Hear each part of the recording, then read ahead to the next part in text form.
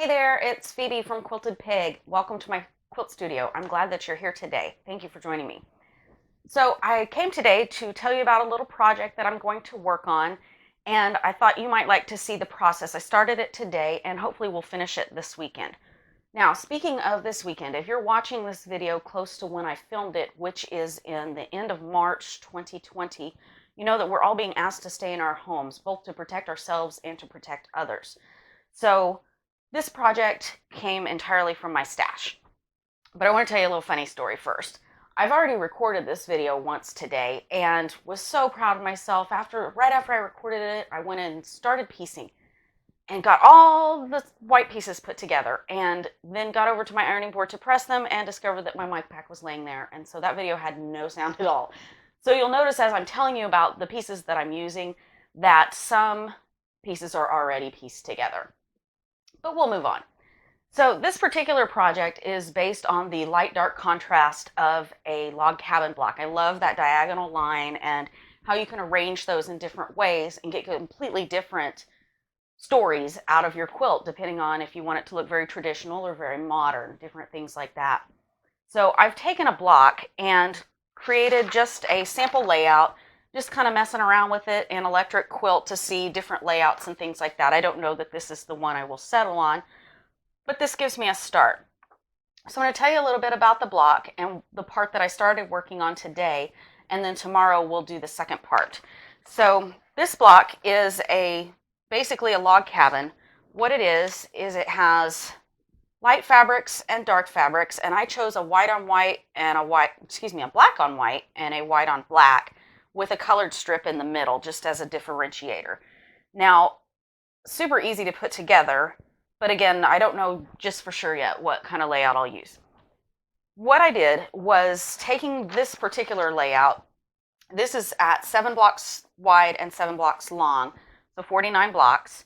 So from 49 blocks, or to get 49 blocks, I will need 25 each, white 4 patches and black 4 patches. So I'll need 25 of each of these, which means I will need a total of 100 squares to do the quilt. So that's what I had cut out, and I had all those cut out this morning. And if you've watched some of my other videos, you know I love the little organizational tray or a project bag. So I have them all laid out. It turned out that I had 14 colors of the black and 14 of the white. And most of them I had around 8 pieces of. It just depended on, did this come off of a fat quarter or was it off yardage, that kind of thing. So I lined all those up. And so the first step that I have done, and that is actually why I discovered the mic pack, the first step that you should do if you decide to do this is to starch your fabric. Before you cut any of it out, get it starched because it needs some body. And I noticed that as I was doing the initial stitching, and so when I got to the ironing board, I went ahead and starched all the pieces as I was pressing them. So you'll want to do that because we're going to make a cut on a bias. And so when we sew that back together, we want to make sure that it works. So anyway, starch your fabric first. That's going to be important. So I have 100 of the black squares and 100 of the white squares. And actually I cut a few extra just because I wanted to have some blocks to mess around with. And I think I'll tell you about that a little bit.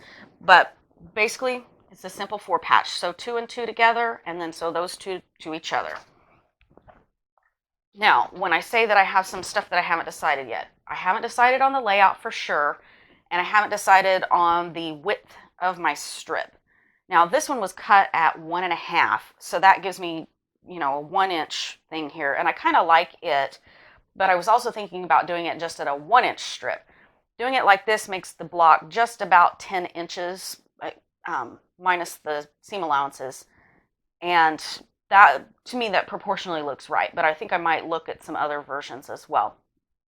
Another thing that you could choose to do, which I have not decided yet, is for these strips, I could do these all in this pink, or I could do blue, I could do yellow, I could do red, or I could do all the whole rainbow all in one quilt. I, again, haven't decided on that yet.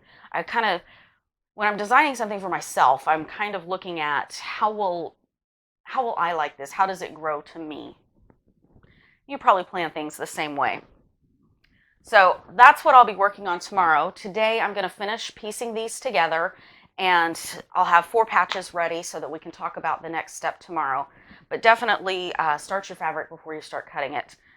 And something else to consider, you could do this with another high contrast. It doesn't have to be black and white. Like I said, I was working for my stash, so obviously I have a big selection of black and white fabrics, and so I wanted to use that. But you could use, you could go red and green and do like a gold color in the middle, or you could do a dark blue and a light blue and maybe put tan in the middle, or gray.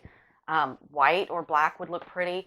Or you could take a charm pack. These are 5-inch squares. You could take a charm pack and, just without regard to the light dark aspect of it, still do these same strips, but maybe do them in a solid color so that the strip is offset and more pronounced than they will be on my quilt. So I hope that you'll stay in this weekend. I hope that you'll stay safe. I hope that you'll like this video and come back tomorrow to see the next portion of it. And I hope that you'll subscribe to my channel so you'll keep getting videos from me. Thank you again for watching. Bye-bye.